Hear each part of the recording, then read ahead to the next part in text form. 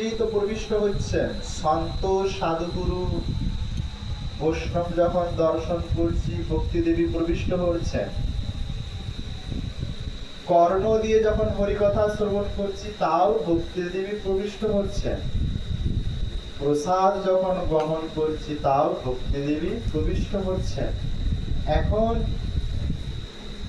শরীরের এত সমস্ত দ্বার নিয়ে ভক্তি দেবী যখন প্রবিষ্ট হচ্ছেন, এখন সেই ভক্তি দেবীর হৃদয়ে আমরা জায়গা রেখেছি তো? তার আসন যদি না রাখি, জায়গা যদি না রাখি, তাহলে যে স্থান দিয়ে তিনি প্রবিষ্ট হয়েছেন আবার সেই স্থান দিয়ে তিনি বাহির হয়ে যান। এখন আসনটা কোথায়? আসনটা হচ্ছে এই হৃদয়। এই হৃদয় রূপে যদি আসন যদি না থাকে, ভক্তি দেবী প্রবিষ্ট হয়েছে, এখন যে হরিকথা শ্রবণ করছেন, কান দিয়ে কর্ণ দিয়ে ভক্তি দেবী প্রবিষ্ট হয়েছেন।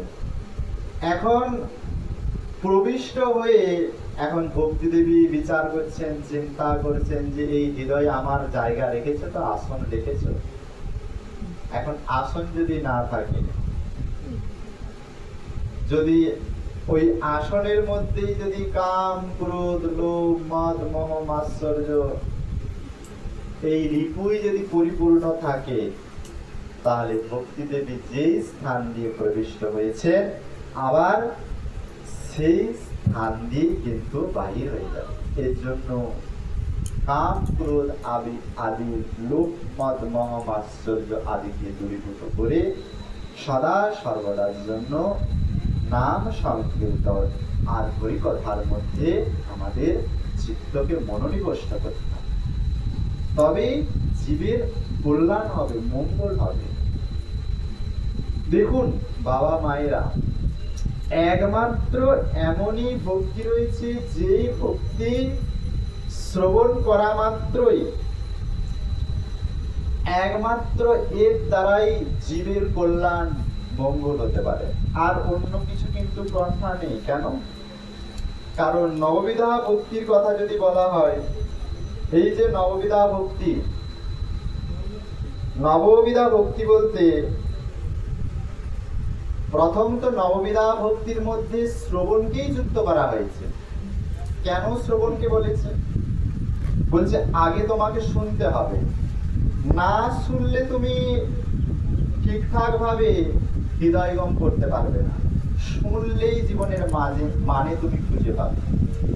এর জন্য আগে শুনতে হবে, শুনলেই চিত্ত পরিস্থিতি বলি।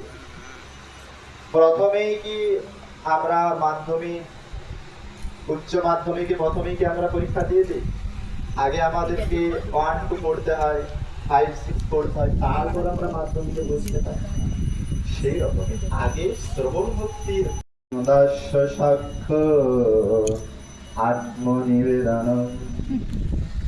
এই যে একটি একটি ভক্তি, এই একটি একটি ভক্তিতে এক একজন কিন্তু প্রতিব্রতা হয়েছে, মানে শ্রেষ্ঠত্ব লাভ করেছে। এই শ্রবণ ভক্তিতে কে প্রতিব্রতা রেখে দেয়, কিন্তু সেটা নয়, ঠাকুর সেবা নিজের হাতে করতে হয়। তো সেই অম্বরীশ মহারাজ নিজের হাতে সেবা করতেন, কোনো প্রজাকে দিয়ে। গাছ থেকে বৃক্ষ থেকে ফুল চয়ন করছেন, মন্দির মার্জন করতেন, রন্ধন করতেন, ঠাকুরজির অর্চনা করতেন। অম্বরীশ মহারাজ একবার বলছে, ঠাকুরজির জন্য তো রুটি ভোগ লাগায়। তখন অম্বরীশ মহারাজ খোঁজ নিয়ে বলছে যে এই রুটি আটাকে মানে আটাকে পেশাই করেছে। এই যে আটাটা তো পিষে চাক্কিতে পিষে তো আটা বার করে আনা হয়েছে গম থেকে, এটা কে করেছে? অম্বরীশ মহারাজকে তখন বলছে এটা কোনো একজন দাস দাস মানে একজন প্রজা করেছেন।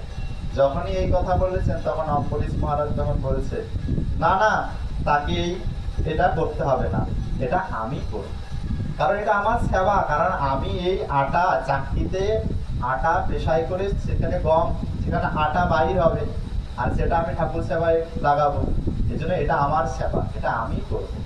দেখুন, যে চাকরিতে আটা পেশাই করছে সেই সেবাটাও অম্বরীশ তাকে করতে বারণ করছে যে না, তোমার করতে হবে না, এটা আমি নিজে করব। তো এই হচ্ছে ঠাকুর সেবা। কিন্তু এখন আমাদের বর্তমান সময়ে ঠাকুর সেবা করতে গেলে আমাদের কত কষ্ট, একে অপরের ঘাড়ে বলে দিই যে তুমি একটু করে দাও, আমি পাচ্ছি না।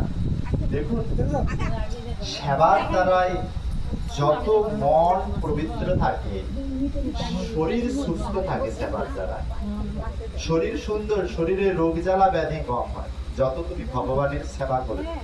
কিন্তু যদি তুমি সবসময় লৌকিক পারলৌকিকের সংসারের মধ্যে যদি তোমার শরীরকে সদা সর্বদার জন্য লীন করে থাকো, তাহলে কি রোগ জ্বালা ব্যাধি সবসময়ের জন্যই ঘিরে ধরবে। এর জন্য অবশ্যই সেবা করতে হবে, যত করবে সেবা তত হবে জীবন সোজা।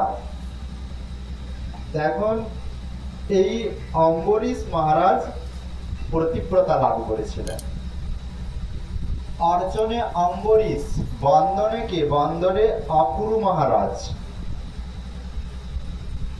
বন্দনে অপুরু মহারাজ। অর্চনং বন্দনং দাস্যে, দাস্যে হনুমানজি মহারাজ, সখ্যে অর্জুন, আর আত্মনিবেদনে বলি মহারাজ। এই বলি মহারাজ সব কিছু, এই যে কিছুদিন আগে যে বামনের দ্বাদশী গেল না, বামন ভগবানের আবির্ভাব গেল না, এই তো একাদশীর দিনে বামন, তো ওই হচ্ছে বামন ভগবান। সেই বামন ভগবানই বলি মহারাজের উপর কৃপা বর্ষণ করেছিলেন। বলি সমস্ত কিছু এই ভগবানের উপর সব কিছু তিনি উজাড় করে দিয়ে দিয়েছিলেন। এই বলি মহারাজ এতটাই বলি ভগবানের প্রতি প্রসন্ন হয়েছিলেন। তো সেই বলি মহারাজ এই আগে কথা যে শুনতে হবে, শুনলে জীবের মঙ্গল অবশ্য থাকবে। তো এখন আজ তো আমাদের বিশেষ দিনের কথাই শ্রবণ করা উচিত। ভাগবতের প্রসঙ্গ তো অনেক আছে, দেবশু আজ হরিদাস নিয়ে যান, আর এই শম্ভু রাজবংশী বাবার ওনার আত্মার কল্যাণ নিমিত্তে তো এই হরিদাস ঠাকুরের কথাই আমাদের আলোচ্য বিষয়। এখন হরিদাস ঠাকুরের কথা যদি বলি, কি বলছে? নমামি হরিদাসং তত্ত্ব চৈতন্য ত্রচ্চ তত্ত্ব প্রভুম সংস্থিতামপি মূর্তি বাষ্কীকৃত্বানার্তয়ঃ।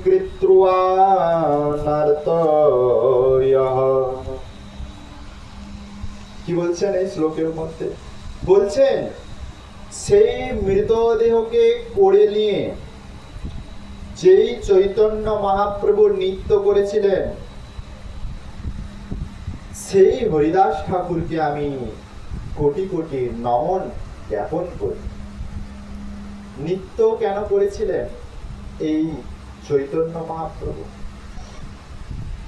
দেখুন মহাপ্রভু হরিদাসের প্রতি কতটা প্রেম দেখুন। আর এই হরিদাস ঠাকুরকে কেন